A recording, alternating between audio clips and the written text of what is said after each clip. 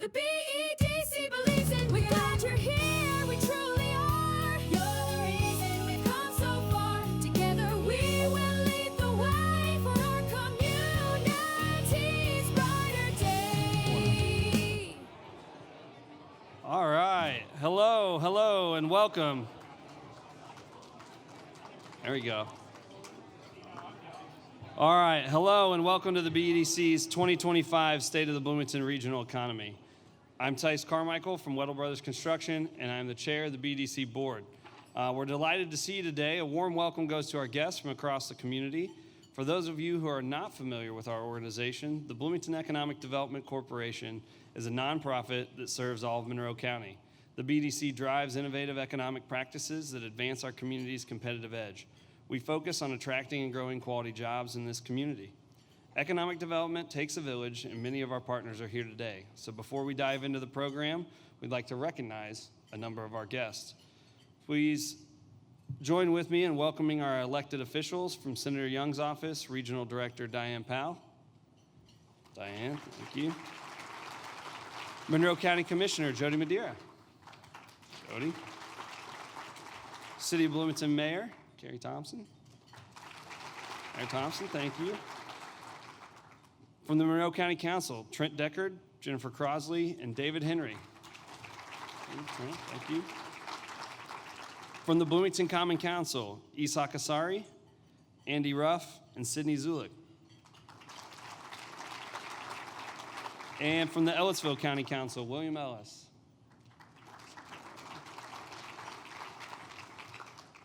And finally, thank you to the members of the media who are attending today's event.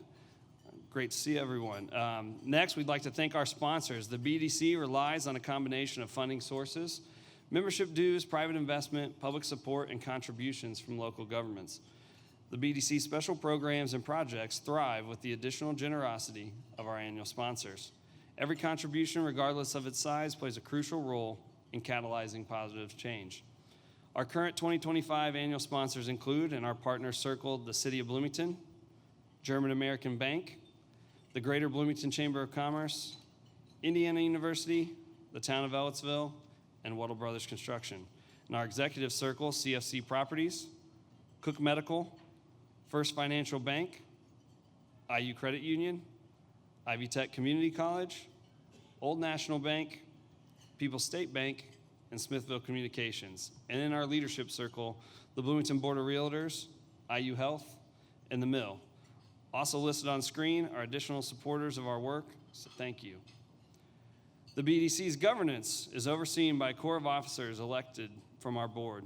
These colleagues and leaders from across the community, and they include myself, your chair, Valerie Pena with IU University Relations is our first chair, Paul Quick, Smithville Communications is our second vice chair, John Gernan with Forvis is our treasurer, Ron Walker, CFC Properties is our secretary, and Sarah Rogers with IU Credit Union is our past chair. We also want to recognize our executive committee members from local governments who are listed on the screen. Thank you to all of our members and leaders for your service. We're proud to have a group that is represented by all sectors of our community. The BEDC's State of the Bloomington Regional Economy is an annual event in which we provide an update on the local economy. Shortly, you'll see our featured presentation, but first, I'd like to turn it over to Jennifer Pearl, BEDC President. Mine's bright future, we build it together. Intervention, collaboration, it's better than ever. She leads Hello. Good morning. It is still morning. On behalf of the BEDC, we are delighted to see all of you today. For those of you that haven't met our team, they are on the screen. We have Clark Greiner, our Business Development Director, Stacy Murata, Communications and Membership Director, and Christy Wasson, Operations Manager. Thank you to our team, to our IU interns, Ansel Green and Daniel Kessler in the back, our partners at the Convention Center, Marquis and Vivid Events for the hard work on today's event. I did want to give 2 extra shout outs. Christy, who did all of our event logistics today with the center, with the Convention Center, and also Stacy. If you hadn't noticed, our music was actually tailored to today's event, which she generated through AI. So I think it was a first for Marquis. We are incredibly grateful for our table sponsors today. Thank you to Bloomington Health Foundation, Harold Fish Inc., Hoosier Energy, Hoosier Hills Credit Union, JS Health, Paganelli Law Group, Phoenix, and Simtra Biopharma Solutions. Thank you all for your generosity. And now on to our featured program. The State of the Bloomington Regional Economy is designed to give our area leaders a 360 view on the economy to help inform decisions for your organizations and for the broader community. We're navigating a very complex economic landscape right now. As you'll hear today, private sector leadership, our key industry clusters, and local talent are more important than ever. Thank you to the BDC partners that are helping to grow our key industries, from life sciences to tech, defense, and advanced manufacturing. Thank you to partners like the IBRC, which has provided critical data and business attraction prospects in industries like microelectronics. And we have our new site promotion initiative, which is working on ensuring that growing businesses can have greater speed to market through sites and locations in our community. You'll be hearing more about ways to support this as we move forward. The work is bearing fruit. Local life sciences companies like Simtra and Novo Nordisk are growing. The BDC worked with Envoy American, a leading Canadian manufacturer of high-performance steel solutions in telecom. Eric Greiner over there is from Envoy, and they recently selected Monroe County for its U.S. headquarters. Yeah, thank you.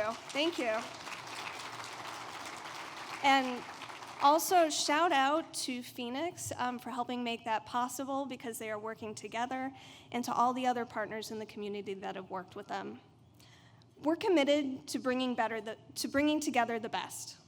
Innovative companies in tech, advanced manufacturing, trades, and partner organizations to help diversify our economic base, raise wages, and attract and retain quality talent. So how do businesses and our community need to sharpen our strategies in the current environment? And what can we expect from the economy? Today's panel is going to dive into these questions. Our panelists will each provide their view on the economy, followed by a fireside chat, then audience Q&A. At that, we're pleased to introduce our moderator. Ting Goody is president and CEO of TechPoint, where she leads statewide initiatives to grow Indiana's tech sector through talent, innovation, and entrepreneurship, and community building. A veteran of venture capital and community development, she previously served as Chief Investment Officer of Elevate Ventures, structuring over 300 deals across multiple sectors.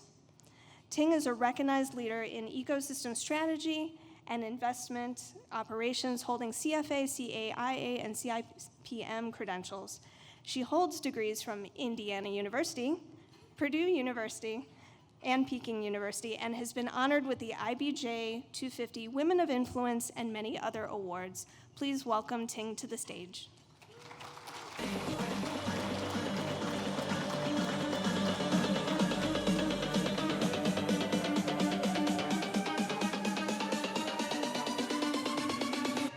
Are you ready? Are we ready? I think we're ready, aren't we? I just love the walk-in music and even some of the creative like the gesture on the slide. It really reflect. I also love the fact it's generated by AI, but combined with human creativity. What a wonderful theme into today's conversation. Thank you, Jen, and the rest of the team for including me in this particular opportunity, this annual convening of all the key stakeholders in the city of Bloomington and from the region. As Jen mentioned, I'm President and CEO at TechPoint. Our mission is to drive Indiana's tech and tech-powered economy through talent, innovation, entrepreneurship, and community building. We're very thrilled to have been partnered with IU Ventures, and Mill on various initiatives across those thresholds. The way we see it is Indiana is known for grow things, make things, move things, heal things, and through tech, transform things. So our vision here is really to make Indiana harness the technology, the power of technology to make Indiana sector go through accelerated growth and stay globally competitive. And Bloomington is a very key market for that particular vision and strategy. So I'm so thrilled to have three experts in their field today. Each gonna come up, do the presentation and data sharing insights. We'll have a chance to do a little bit Q&A with them, primarily through me, but we want to save time in the end for any questions that may be coming from the audience. So the three presenters we have today are Eric Starks, who is a chairman of the board at FTR Transportation Intelligence. And Eric comes from a long-term, very long time, has a long-term career in the transportation space, and is a leading researcher in freight model share analysis and forecasting. He's also has been a very frequent speaker on this topic. Today, he will share with us a lot of updates on tariffs, which I'm sure is on top of mind for a lot of you here in the room, as well as the national trends in data in critical fields and freight and what tariffs has done for our economy. Second, we'll have Matt Eckerly, who is a principal at Baker Tilly Municipal Advisors. Many of you, I think, have done work with him, or his team is familiar with him. And he is really specialized in capital project financing, primarily on economic development projects with municipalities. He has assisted communities with negotiations and executions of economic development incentives and evaluation of different opportunities. And today's topic is really around the state budget and state legislative session that we just gone through, very robust topics across workforce, economic development, and so on and so forth. And Eric will give us a very robust overview. Last but not least, I have to give you a little bit of a tee up here. It's Dr. Phil Powell. It's associate professor at the Kelley School of Business. And actually, he was my professor, and when I went through the Kelley MBA program, I have to say he's one of my favorite professors at the Kelley School. And that's same true for many of my classmates now still in the contributing to Indiana's economy.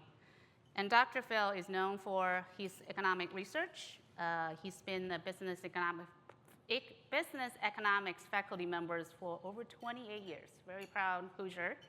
And he currently serves, as Jen mentioned, as the executive director of IBRC, which actually just worked with TechPoint and various CICP initiatives on our industry dashboard project. So very thrilled with the outcome of the project.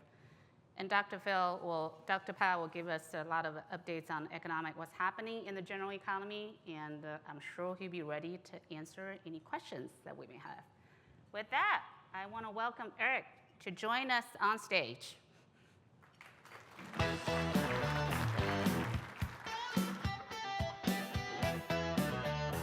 Thank you. Oh, man, so it is so good to see everybody. Thank you for having me. I don't know how you all have been feeling, though, but lately there's just been a lot of stuff happening. And I get people who come up to me all the time, and they're like, Eric, I don't understand what's going on. I'm stressed. The world doesn't make sense, and help me understand what's happening. So I have to sit them down, and then I explain to them again that Indiana is a football school and Alabama is a basketball school. It blows their mind. They still haven't figured that out. So there you go. How many of you are feeling pretty good right now, huh? Sure, why not? We've got food in our belly. What the heck? Okay, let's talk tariffs for a little bit, because I know every single one of you really loves tariffs. So let's level set for just a second. Why the heck do we care about tariffs? Well, tariffs is kind of a broader aspect of the global economy. And so ultimately, what we're trying to do is understand what's happening within the tariff environment. Is it good, bad, or indifferent? And we're trying to measure this. And so let's kind of walk through what's been happening. So at the end of the year, we ended the year at 2.3% effective tariff rate was what was the tariffs that the U.S. was placing on goods that was coming in. Well, what happened when the administration came in and they made some announcements, and it jumped up to 24.4%, right? They went out and they said, we're going to do reciprocal tariffs. The reciprocal is that the word is wrong, but either way, that's what they call it, reciprocal tariffs. They said, okay, great. The market freaked out, And they said, oh my God. And they said, oh, wait a minute. We're going to wait 90 days. Because 90 days is a great amount of time for us to do absolutely nothing, right? So they said, and the market went crazy, and they said, this is awesome. And when we calculated it, the number went up, right? It went up above 30%. So the market thought, this is awesome. And then they realized, oh, this isn't so good. And they said, okay. So we went up to there, and then the administration said, oh, wait a minute. We're going to take phones and electronics, some of these things off the table. And they said, whew, great. We got it down to 28%. We're good. Everybody said, fine. Okay. So 28%. Do you want to spend 28% more on anything? No. So 28%, in essence, yes, it feels like a victory because they came down from 31%, but that's still pretty high. So then we keep moving forward. Follow me along a little bit. Well, then they did the China deal. Oh, and the China deal said, oh, great. We're now going to come back. It's going to be 14%. And then what happened? Well, then they said, oh, we're going to add 50% tariffs on EU imports. And then 2 days later said, psych, too late, nope. Well, then the court comes in and the court blocks it. The court says, wait a minute, hold on, you can't do the tariffs. So it came down to about a little over 4%. And a couple days later, the courts then interject again, and they say, no. We're going to let them stay. So it went back up to 14%. You sticking with me here, right? Right? Clear as mud. So then what do? Well, now we have upcoming tariffs, and they, in theory, have a deal with China. I don't know what that deal is, but they say there's a deal. But as of now, we don't know. So what happened? Well, they added, they added the steel and aluminum into it, so that went up to 15.5%. And then as we get into July, what we know now, this is all we know as of now, right? You go into July, it goes up to 27%. If everything goes the way that they say it's going to go. How many of you think it's going to go the way they say it's going to go? Wonderful. I got one person. Thank you, Stacy. Very well. Nobody thinks it's going to go this way. Yeah, but this is what we know at the moment. And so if we continue down this path, from what we know right now, what does August look like? We go up to almost 42% by August. Is that reality? No, that is not reality. But this is the roller coaster ride that we're on. If I enjoyed roller coasters as I get older, I still enjoy one roller coaster and then I have to sit out for a while, right? But if I enjoyed it, this would be a great roller coaster ride, up and down and all over the place. But how do you, as a business, manage in this environment? Can you manage when we're in a 3-month period and this is happening? The answer is, it's difficult.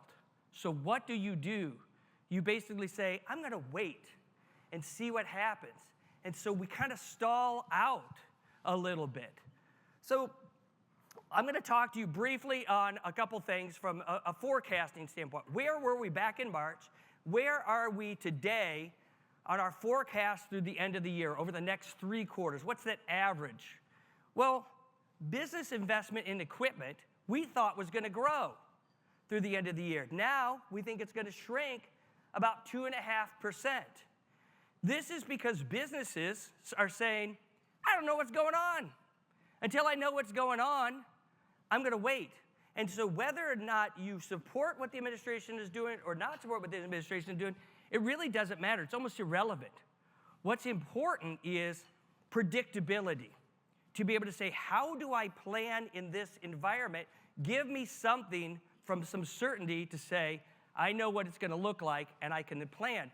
So to give you an idea of what's happening, I'm going to illustrate to you what's going on with heavy truck orders.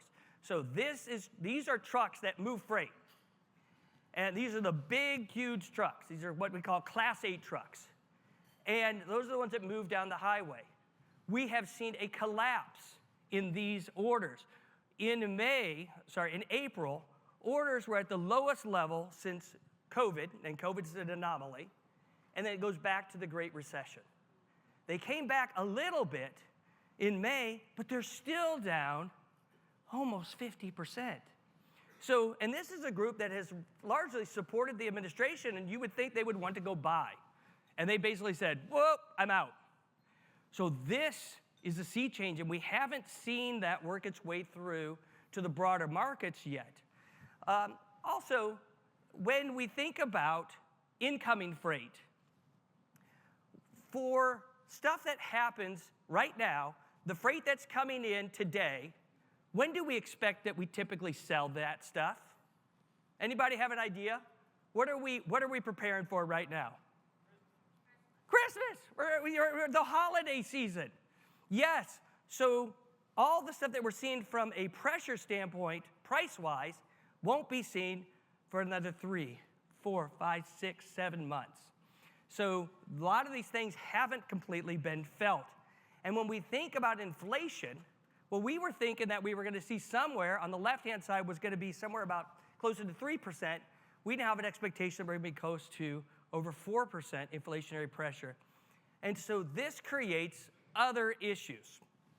And on a broader perspective, when we measure it as GDP, we saw the first quarter come down, but that was really because we saw a huge jump in imports. And when we saw the imports jump, what does that do to GDP? Anybody remember econ class? Imports go up, what does GDP do? They go down. It goes down. It's a negative to GDP. So we saw a huge jump. Now that'll come down. That becomes a net positive to GDP. So this doesn't tell us the full story. But the basic essence is we see a slowdown as we move through the balance of this year. So this starts to create an environment that is more of a stagflation type of an environment. You have a slow-growing economy, and you have higher inflation. Those create problems. And so some of these are things that you need to be thinking about as you start to understand your business, because all of you are trying to make decisions. And we're all in the same boat. We're all like, I don't know what tomorrow looks like. We just know it will look different than today. And so that's part of the issue. So with that, I am going to transition, and I am going to bring up the most wonderful, awesome Matthew Ackerley. Please, give him a big round of applause. Trusted Matt. advisor to Indiana's municipalities, from economic development to fiscal strategies. He helps communities paint smarter, grow stronger. You know, when I was told that there was going to be AI music that speaks to municipal advisors, I immediately said, I need the MP3 when I leave here. I'm going to take that back to the firm and impress everyone that I now have walk-up music. So thank you to the BEDC crew for that. You know, when Jen asked me to participate in this event, she didn't really have to coerce me. You know, I spent 4 great years down here in Bloomington. Always loved the opportunity to come back here. And then I'm also the son of an economic developer. My dad was Jen's counterpart in Grant County, Indiana for over 35 years. And I have just a deep appreciation for these types of organizations and their ability to bring together the private sector and the public sector just to learn, to collaborate, and find solutions for their community. So Jen, thank you for organizing this event and for the invitation. You know, I graduated from IU 20 years ago, and you know, I'm here today to talk about this legislative session and the sea change that we're seeing here in Indiana. And as I was thinking about this, I thought about this is somewhat of a full circle moment. You know, when I started my professional career, we got into 2008, and Mitch Daniels introduced the concept of circuit breakers, the property tax caps, and everyone freaked out. And my mentors in the firm and other professionals were like, "Wow, we've been here before. When Doc Bowen introduced property tax reform back in the 70s, everyone was worried, but we got through it." And so in 2008, we figured out what circuit breakers meant, how they were going to operate. They got added to the Constitution in 2012, and we managed through it. And so now I find myself being the old guy in the room with our young team members and saying, you know what, we had circuit breakers 15 years ago. We'll get through it. So this has been a full circle, and also one of many things these days that makes me feel old. So today I'm going to talk a little bit about, there's two bills in particular that impact my constituency, which is local governments here in Indiana. My friends from Ellettsville, I was talking with them earlier. I'm fortunate enough to work with Ellettsville, and just trying to figure out the state of play now after property tax reform, and really we could look at it as local government funding reform. And I've always taken solace in my career in being able to say 1 + 1 = 2. Well, right now, after 600 pages of legislation and more conversations with attorneys and ratings agencies and municipalities than I care to remember, still haven't quite figured out what 1 + 1 =, but we're getting there.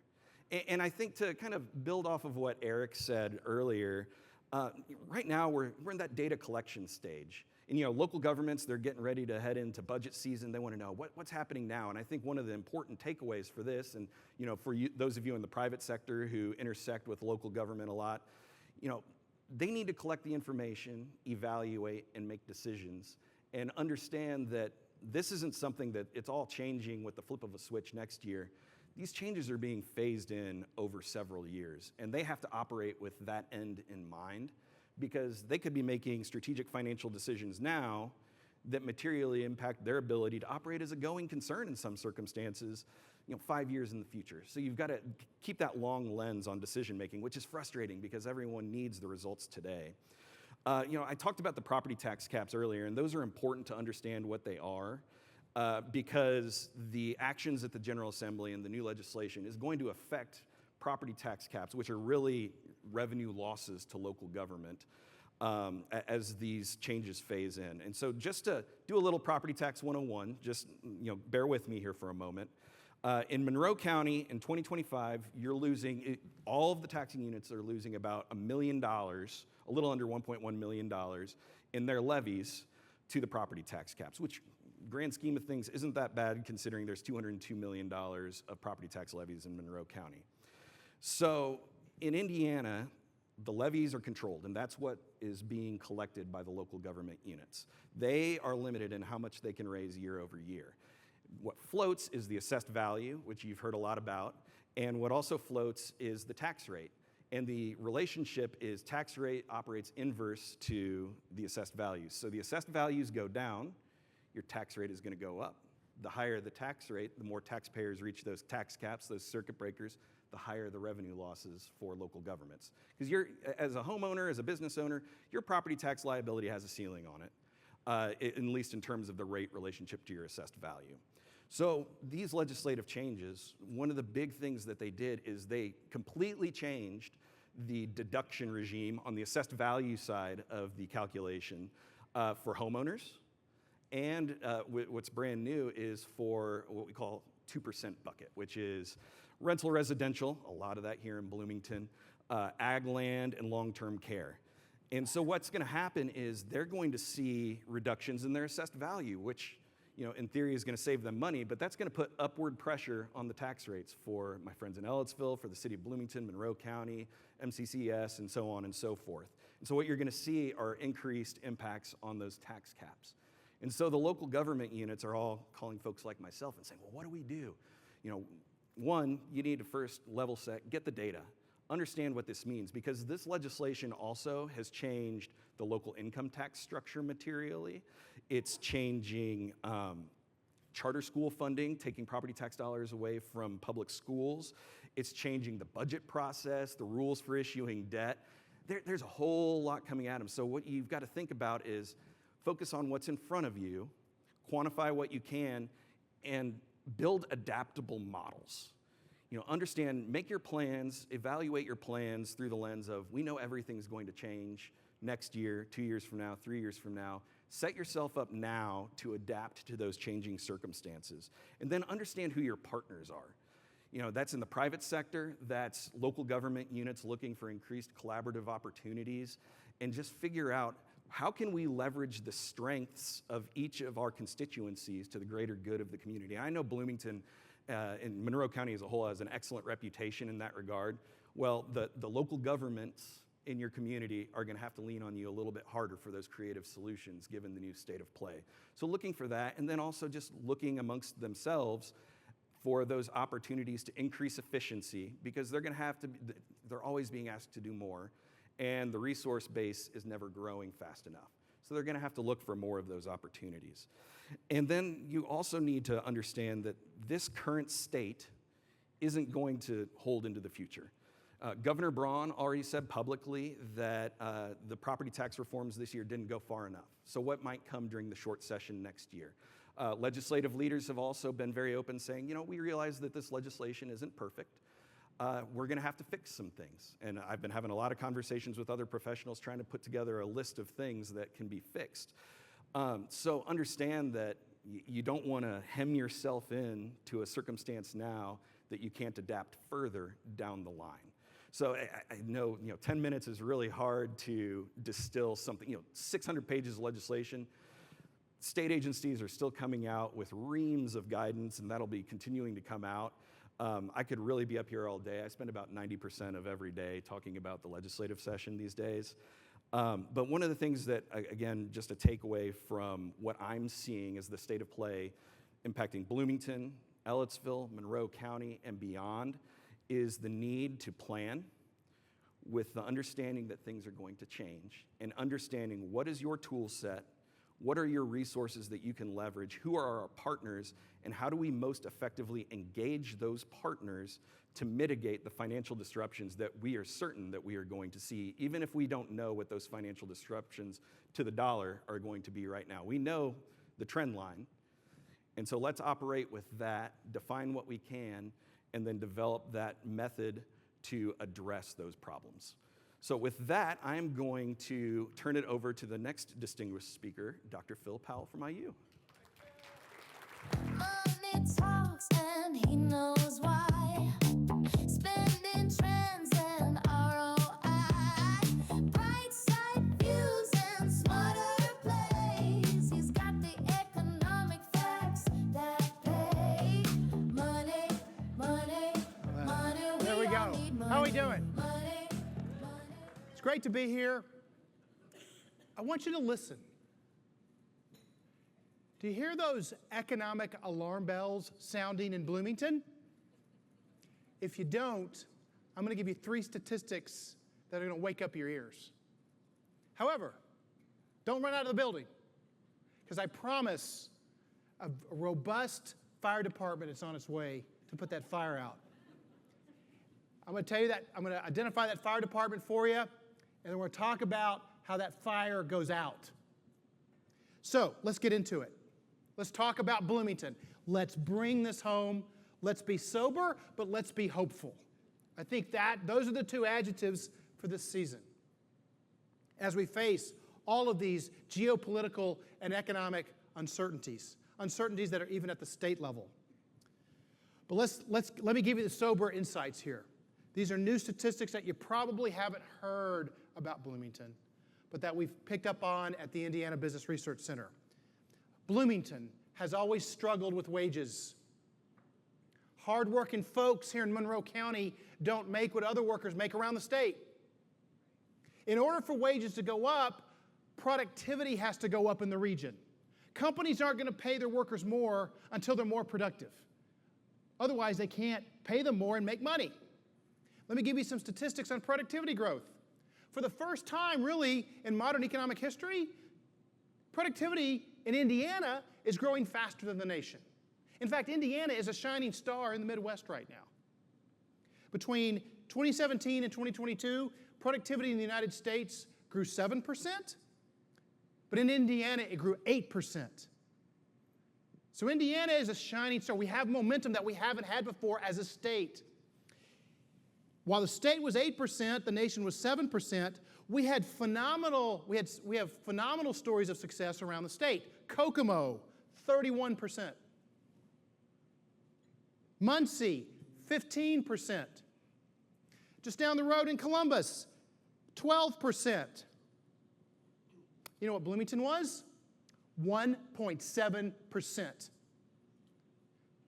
We were last in the state, save for Michigan City at 1.5. So we're way behind, folks, the productivity success story in the rest of the state that's going to drive those wages higher. Number two, demographically. The number, I'll let this statistic speak for itself.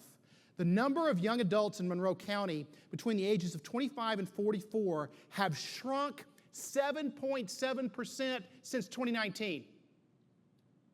That's the working age people, the vibrant workforce that can fuel Bloomington's future. 8% of them have left since COVID. Part of the reason is the next statistic. Now this one you know, but we got to put it front and center. The average housing price in Bloomington is around $200 per square foot. That's a 33% higher than the rest of the state at $150 a square foot. Now, if Bloomington was booming, I wouldn't be so worried. But Bloomington is not booming. People are leaving, but our housing prices are still a third higher.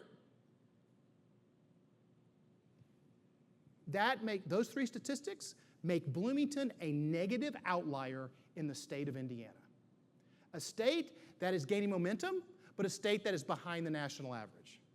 Now, I'm not here to preach doom and gloom, but I want to set the foundation, because if we're not serious as a community about really rallying and supporting your leadership, we're not going to turn this place around. Bloomington can't be the same as it was 50 years ago. We can have the same feel and the same sense of community, but as an economy, we have to be dynamic. And those statistics don't support it. If you're not hearing those alarm bells, open your ears. All right? Now, I said that a robust, strong fire department's on its way. While those are negative outliers, in the history of Bloomington, in terms of leadership, we have a situation that is a positive outlier. Never before have we seen the following alignment that I'm going to outline that can truly take Bloomington into the next era. First of all, I've been at Indiana University 28 years. This is the first time that we have a president that puts front and center service to the state, where faculty should actually think about being public servants. Yeah? And she's put her money where her mouth is. She's invested $250 million in the two sectors that help drive the Bloomington economy, life sciences and microelectronics. So this isn't just wordsmithing. This isn't just typical academic chatter. Oh yeah, service to the state. $250 million put behind it. At the time when we're having to cut other things, our president Whitten's making it a priority. So we have a university aligned to seeing economic prosperity in the community where it's located.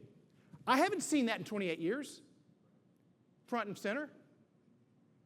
Next, in your region, you are blessed for the first time with mayors that are truly pro-growth. And they're putting their money and their actions and their political capital where their mouth is. There's a practicality that has come to municipal leadership in Monroe County that we haven't seen before. So you got a university that's focused on how do we practically move the region forward. We've got municipal leadership to move that forward along with other leadership at the municipal level. And here's the thing. If you look at the history of regions, of how they transform themselves economically, it does not happen without strong, vibrant mayoral leadership. And so a shout out to our mayors. Lastly, we have a business community that has rallied to generate breakthrough changes. You heard some of them at the beginning of today, but I'll emphasize a couple more. This convention center is going to be bigger. Thank God. And we are seeing the trades district come of age under John Fernandez's leadership. Also, we've seen the arrival of Novo Nordisk and Simtra to Bloomington. This is going to elevate Bloomington in global supply chains. And lastly, the tariff situation creates a lot of business uncertainty, but actually because of our manufacturing history in Bloomington, we can have disproportionate benefits from some of these foreign companies looking to have a bigger footprint in the United States.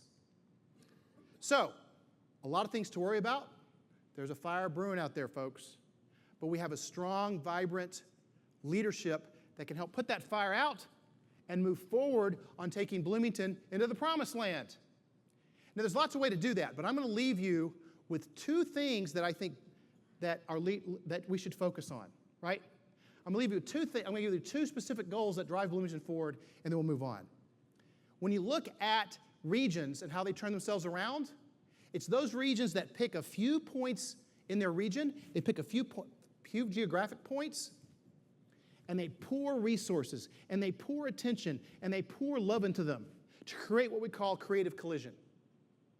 The most powerful way to drive innovation in a region is to actually bring people together in an environment where they're in the same industry and they're literally colliding into each other and trading ideas.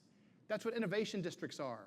That's what centers of where life science companies come together.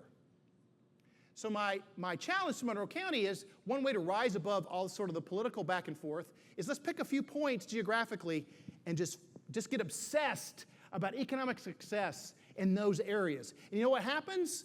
If you look at the economic history of regions like Bloomington, when you geographically concentrate that, it creates momentum, and the economy grows from the inside out. And it creates momentum that builds the political will to satisfy all these other needs that are needed. Because it establishes a new narrative, not a narrative of where we've been, but a narrative of where we can go that's backed up by economic growth and new companies coming into the city. And the last challenge that I'll leave Bloomington with is in order to support this sort of geographic focused strategy. And what am I talking about? I'm talking about the convention center. I'm talking about especially the Trace District, right? The Trace District is where university research is really going to blossom for the first time in terms of commercialization. There's other parts here. But one thing that we can do as a region to really drive this forward is very practical. Let's recruit a half dozen high-profile companies that are related to life sciences, that are related to semiconductors, that are related to some of the other things that make Bloomington great from the outside to have a presence here.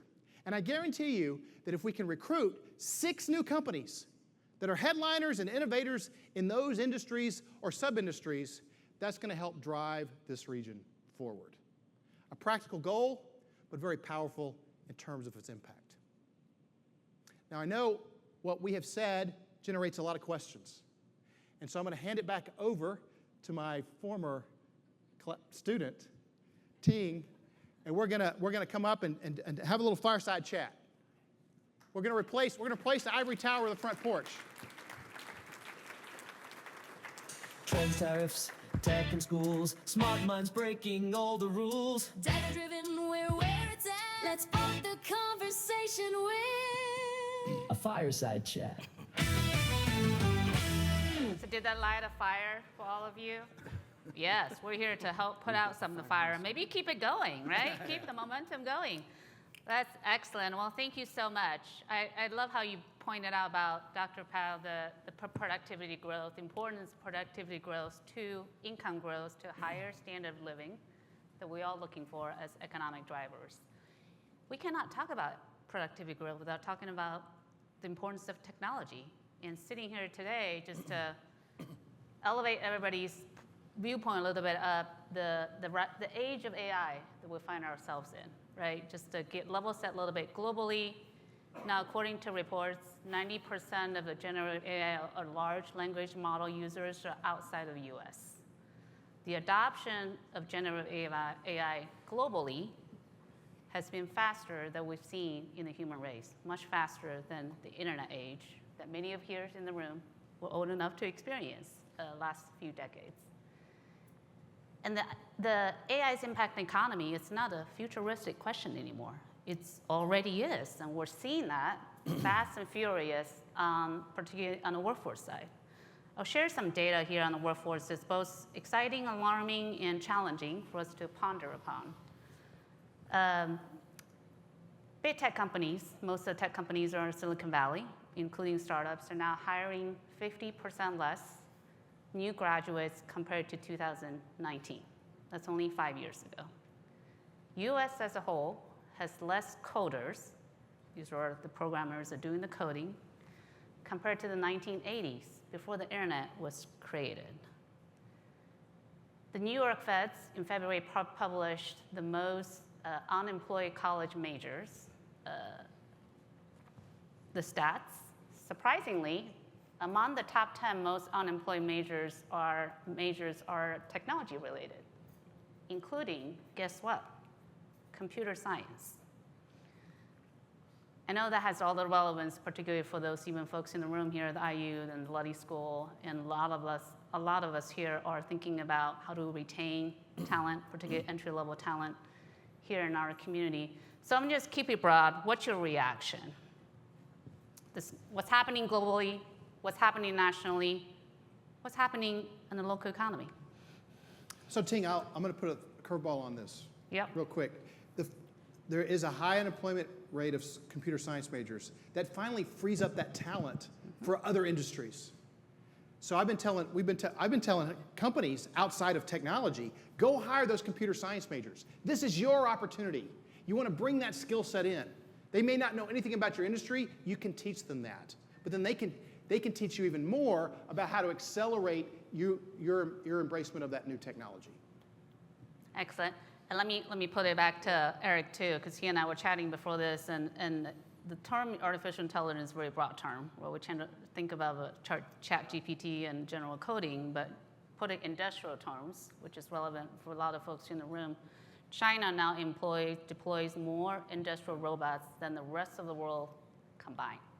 How do we compete? How does this region compete? Yeah, it's so difficult because the concept of nearshoring, right? Bringing manufacturing back into the U.S., there's just a lot of headwinds. So if you add into, not only do we not have the workforce to do that, pay is going to be difficult, and then when you think about how much productivity enhancement do you have to bring it from another country into the U.S. And so initially it was to Mexico, and then to the U.S. is really, really difficult. And so AI and productivity enhancements has to be an integral part of that. But really where I see a lot of the enhancements for productivity is more on the service side than necessarily in the traditional manufacturing side. We have seen a lot of enhancements over the years. So to get enough over the hump to get there and be competitive with China, for example, it's almost impossible in a lot of ways for a lot of industries. So that's why the administration has pushed heavily for the tariff environment to try and make that more competitive from that standpoint, but then that just increased costs for us. So I don't think there's an easy solution here. What we know is that all the industries, all the businesses have to start employing some type of AI into their process, but I think a lot of them don't know how to do it. And it's an expense that they have not accounted for, and they're trying to figure out how much money do I put towards this, how much energy do I put towards this, because if it blows up and I spend a lot of money, then I'm just out all of that money. It'll take time for that to happen. As they start to get more familiar with it, then they can start to integrate it within their own business environment. But they're very skittish about it. I mean, they're excited, but it's throw money at it, and they haven't done it a whole lot. Yep, there's some hurdles to adoption from both mentality and resource perspective. Matt? Yeah, and you mentioned the service industry, and that's where I reside. And I look at AI a couple different ways. One, I don't think that I'm in a meeting with our firm's leadership, our executive team nationally, where AI doesn't come up. It's something that our firm is looking at and saying, if we're going to really create value for our clients into the future, we need to master this. And then I also look at that as, okay, that's great for our internal processes. How does that improve the quality of our analysis? How does that increase the efficiency of our outputs? But then I think through the lens of what I do in my day-to-day, well, how can we deploy these tools to the benefit of our client set? Not just adding value through what we do internally, but figuring out how can our local government, and we have a lot of state government clients around the country as well, how can they deploy these tools to the benefit of their constituents. And our digital team that knows more about AI than I will ever pretend to know has been working a lot on that, and how can we translate a lot of these, what are often talked about as private sector uses of AI, how can we translate those to our public sector client base to increase their efficiencies, get their jobs done better in this shrinking resource environment? Because they're gonna have to be putting more money into manpower for the robust fire department, public safety, quality of life enhancements, things like that. There's a lot of back office elements at the municipal level that might benefit from it. And so we've got a team that's really looking at that and how it can be deployed to leverage that tool to the greater good of really the communities we're living in. Yeah, so I could not agree more. The tools, AI tools, or whatnot, technology tools, are more accessible, faster, more affordable than ever before. So tools are there, and to your point, Dr. Powell, the talents are there as well, particularly around entry level, as the entry level job market is being redefined. Those are a lot of the resources I will very much encourage all of us to think about how we make some of the AI and technology adoption a priority toward productivity growth. Second question around economic development strategies. I love how you threw it out there in terms of, wow, we got a kind of the way you frame it up really teed up how I'm thinking about this, because at the state level, even the regional level, we always challenge around how to drive scale, right? The state of Indiana has roughly 1.3 million learners from K-12 to higher ed. Many of those reside here in this wonderful region. And our workforce has over 3 million people. I mean, all of them have to be properly skilled, not only for today's job, but for jobs of tomorrow as well. And Dr. Powell, you mentioned the very prioritized strategy, geographic areas to create that creative collusion. But beyond that, how do you all think about driving scale, even for this region? Because we can't be doing everything for everyone.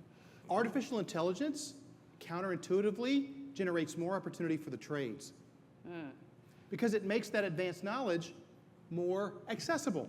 Yep. You may not know this, but Indiana has overtaken Colorado as the most innovative state in terms of adopting Swiss-style apprenticeships. So for you businesses, for the businesses out there, I challenge you to reimagine how you can deploy a 16 to 8-year-old in your organization. Just go to Switzerland and see how they do it. It's not socialism. Their apprenticeship systems have no government subsidy, and it's all free market. But the trades are institutionalized in Switzerland, and it adds 10% to their productivity, which doesn't come from college grads, it comes from the trades.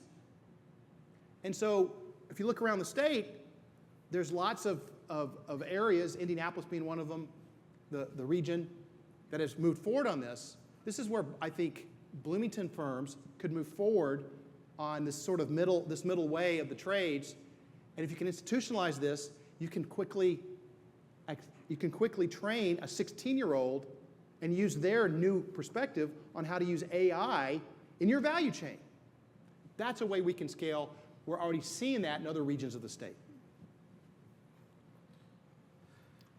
And Go ahead. No, go ahead. I was just going to piggyback off of something you talked about earlier, less on the workforce side, but more on pick those areas where we're really good, and let's just hyper-focus on that. And I've got an example of a community that did that had a lot of success. And it's a community that's not far from here. You just hop on I-69, and you get down to Newburgh in Warwick County on the west or the east side of Evansville. And when I started working in Warwick County back in 2008, 2009, they said, okay, we've got these 2 hospitals down here. We're going to make this the center of the universe for medical offices and practitioners for Southwest Indiana. And we have a tool, and it's tax increment finance, TIF. We're going to make very intentional investments in that, and thinking about scale, to manage the growth in a way that we can keep up with, and to drive the development that we see as the highest and best use of the land in this part of our county. And so you look at Newburgh, and really this is Ohio Township if you want to get wonky about it. You look at that today compared to where it was around Deaconess Hospital, St. Mary's. There's a new St. Vincent Ortho Hospital down there. That was a result of the local officials, primarily at the county, making intentional investments and then strategic decisions on direct incentives to businesses to create the environment so that, yeah, they had to incentivize the ortho hospital, but they didn't have to incentivize the half dozen medical office buildings that surround it, because they made those strategic decisions to foment an opportunity where the market just took over. And they're trying to leverage that into its next stage of life. And so I think, any community has that opportunity. It just takes that focus and willingness to keep your eye on the ball, so to speak, and not chase the shiny objects necessarily. Know what you're good at and play to those strengths. And it does pay off because there's examples nationally, but you can drive an hour and a half down the road and find a great one here in Indiana. Eric? So, and Phil, I agree with you fundamentally about the trades stuff. So I think there's a few challenges on a handful of things. One, my teenagers, I can't even get them to go help me do something that they can look up and YouTube it, right? So for a 16-year-old to go say, oh, I'm going to learn how to be in the trades, you really have to get them to be excited about that. That's really difficult to do. But in general, I do see that the training mechanisms there. So the couple things that I kind of think about from the regional community is, how do you focus your attention? And if a focus on, and I think you were talking about bringing in 6 big names, right? And you have to be very strategic about that, because if it's, for example, manufacturing-based type of stuff, what we don't know is in 4 years, for example, is there a level playing field enough for them to maintain being here? And that's where technology environment becomes really exciting. But when you think about technology stuff, that tends to be able to be moved easily from Really place to fast. place. So those are the things that are a struggle for somebody like Bloomington. But I can tell you from personal experience, I have a 26-year-old who basically says, look, I can't be here in Bloomington. I can't afford to live here, and the community is just not set up well for a 26-year-old single person. So these are fundamentally some of the things that Bloomington has got to deal with, is some of those basic essence of things. So when we think about AI and things like that, those are wonderful, and those can create an environment that makes it exciting. But some of the fundamentals are really difficult to keep and attract that talent here, especially if you graduate people from IU. Keeping them here is so difficult. And I think I'm saying stuff that everybody already knows, but it's one of those things that AI doesn't fix that, but it can totally enhance what we're doing, though. Absolutely. And then it's part of the mindset shift, right? You talk about thinking your apprentices as part of your workforce. I would encourage everybody to think about technology as your part of the workforce, because that's going to be the hardest mindset shift. We're no longer just thinking about people process as people, technology, and process. The way work is fundamentally changed. So with that, I want to open it up to questions in this room. We got a lot of different ideas already articulated on stage, and somewhere, maybe, yeah. Do we have a mic in the back? Oh. Yeah, there was the one in the back here. Thank you.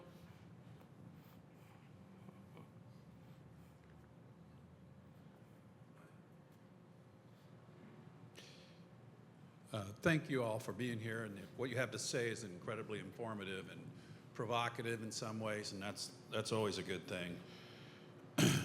Dr. Powell, you mentioned the cost of housing in Bloomington. Indiana, as I understand it, prides itself on affordable costs of living, and we obviously have work to do here.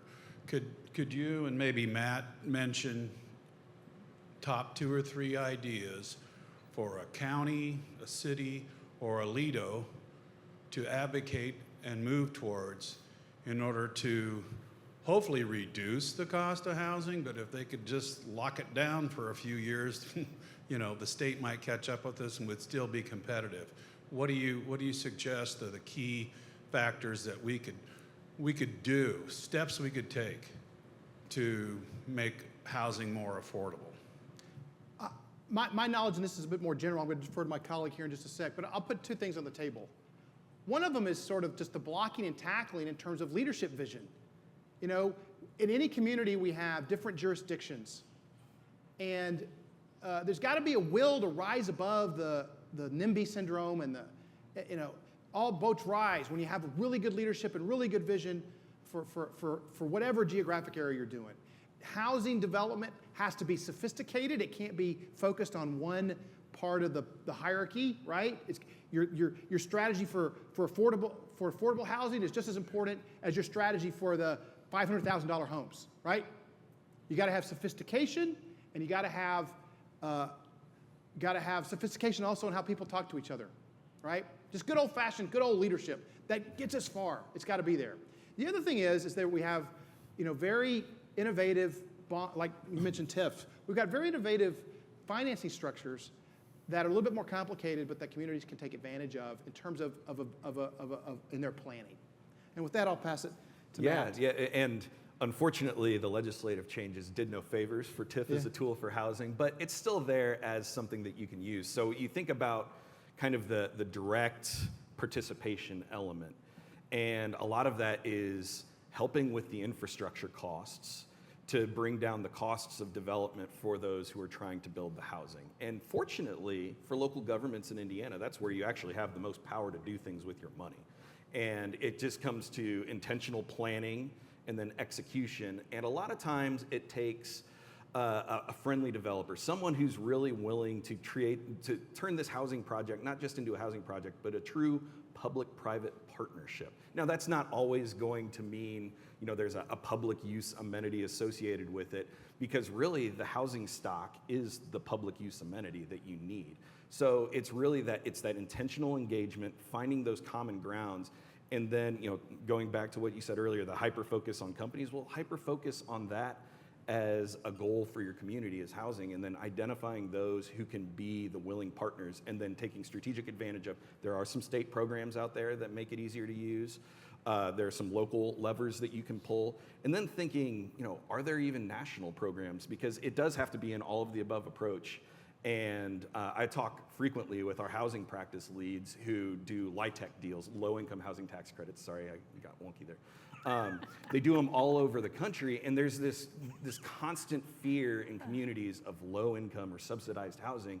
But then when you look at the income requirements for a lot of those developments, that's nurses, teachers, the robust fire department, firefighters, all of those folks. And so you really have to understand who is in need of that housing stock, and then those tools that are available, and then identifying those partners to then work with and execute. And if you can get other public use benefits out of it, like here in Bloomington, you've done a good job with some of this. I work with the city of South Bend and the city of Fort Wayne. Almost every new multifamily housing development in those communities has to have a parking garage. And so could that be a public participation element that then increases the parking stock, which is never enough in any community in Indiana, available to the public? So finding those areas where you can drive your goal, get their cost of capital down, and still get that overall public benefit in terms of the units, and then in terms of something that everyone else can use too. I think just looking for all those opportunities, because then that makes it easier to sell to the larger environment in your community. Can I ask a question to the group? How many of you checked Zillow for the price of your home in the last 3 months? Anybody? And how many of you actually sold your house? No. Right? Why did you check Zillow? Right? Because you're like, it made you feel good. You're like, I got a lot of money. Right? I'm rich. And so this is part of the issue. So we as a community want housing prices to go up in that respect, because we want the value to go up. So how you balance that between pay and cost of living and all of that stuff, it's very complex. It's very difficult, and the community continues to strive to make that balanced, and it's hard. But clearly, we all are selfishly hoping that the home prices go up, because we want that. But as a community, we have to figure out how to make that balance work. So. Excellent point. Thank you. And we got time for at least one more question. Go ahead, sir, in the back. Like yours, we're a services company, primarily state and federal. Can you take the mic? Thank you, so everybody can hear you. Excellent. Mike Norris with Warren. primarily a software systems engineering services company supporting federal and state space. We have engaged with successfully University of Indiana to pursue some investment opportunities. So we would love to bring money and talent into the space, but as a small business, our resources are limited. The opportunities are not. You talk about AI, ML, the opportunities for research and development in that space are plentiful. The talent a small business can bring to bear to capture and shape one of those is limited. I've worked with Jen. BEDC has been wonderful in trying to bridge that gap and put a persistent interface between industry and university. I've worked with Kirk, and we've successfully done it in the past. There's a couple of small businesses headquartered right here in Bloomington. One of them specializes in AI that spun off of an interface that we successfully built with IU to go after and capture for NASA some work. Our problem is we haven't been able to keep a persistent interface. It is very hit or miss. So we've just wrote two white papers that we're trying to mature into an AI opportunity. And those opportunities bring investment dollars here, they bring jobs here, they bring opportunities and advanced technologies. But getting that persistent interface between the university and small businesses, it's just hit and miss. We've never been successful in keeping it in place. So can you help us with that? Right, so the question, I'm going to put it to Dr. Powell because it's a favorite topic of his. The question is, how do we drive more industry and academia collaboration around research, particularly for small businesses who are more resource constrained? Thank you for your public witness there. You know, with service to the state, we've seen the university truly try to work to revolutionize the way it works with business. And this is under the leadership of our Vice President for Research, Russ Mumper, who was able to quintuple the number of partnerships, commercial partnerships he had, including small business, at the University of Alabama. So you've got two tables of folks that are working on that on a daily basis. And we would hope, we're working hard, they're working hard, our administration is working hard, so that when you come back next year, you've got a much better story to tell. So please continue to engage us. Indiana University, I've been here 28 years, Indiana University has lagged other Big Ten institutions in that way it works with business. We've been a very difficult institution to do business with. And in many ways, we still are. But we have a leadership that is devoted to changing that and reducing your transaction costs as a business that wants to be a partner. Because the easiest way, the force multiplier of our service to the state is going to be the way that we, Indiana University, move at the speed of business and not at the speed of academia. Yeah, and I will absolutely echo that and double down on, we actually already seeing evidence, right? I know Julie Hees from IU Commercial Relations Office is sitting here, and she's driving a lot of entrepreneurship-related activities, trying to be that front door, the door that's always open, easier to interface with. And another perfect example under Russ Mumper's leadership, a recent launch of IU Lab in Indianapolis. You know, there's Bloomington, Indianapolis expansion. The intent is very much drive statewide activities and around life sciences. Again, key asset here for Bloomington market as well. But with the use of technology, it's very much a through line across the board. So point being that leadership is aware and specific activity is already happening, and we're very hopeful. I think that's what you said. It's sober and hopeful. That's the sentiment we want everybody to walk away with today. So thank you so much. Let's give a round of applause to our expert panel. And I'll welcome, and before we wrap, we'll welcome Tice back to the stage and get us wrapped up. From data to direction, from insight to action, we're building Thank you, the future. team. This region needs strong. One last thanks to Ting for moderating our great panel. Thank you. You know, one thing that stood out to me throughout all of that, right? A lot of great ideas, not sure how everyone else is feeling, but was passion. So thank all of you for bringing your passion, not only for what you do, but for here, passion of place, passion of community. And that's something I know a lot of you out there share for this community. Hopefully all of you do. But sometimes it can feel like every little detail matters, or it's us against each other. It's not. It's us against the other options, right? So we all have a hand in these solutions. So let's keep that in mind moving forward. Thank you, all of you. Before we adjourn, just a few reminders. You can always visit the BDC's website to see what's going on, see available properties, other great resources there, and learn more about our community. And although the BDC will not be meeting in July, it's a great time to schedule out meetings with our team, to discuss how we can continue to support you and your business. Maybe it's around ideas that you've heard placed out here today. Our next board meeting is on August 20th at 8 a.m. right here at the Monroe Convention Center. Please save the date for the BDC's 40th anniversary and our September all-member meeting. That'll be Wednesday, September 17th at 4 p.m. More info to come on that. Thank you once again to our 2025 annual sponsors. And last but not least, let's not forget our table sponsors for today. We're thankful for all of your membership support to the BDC team and our community. And again, thank you to our panel. Let's go have a great day.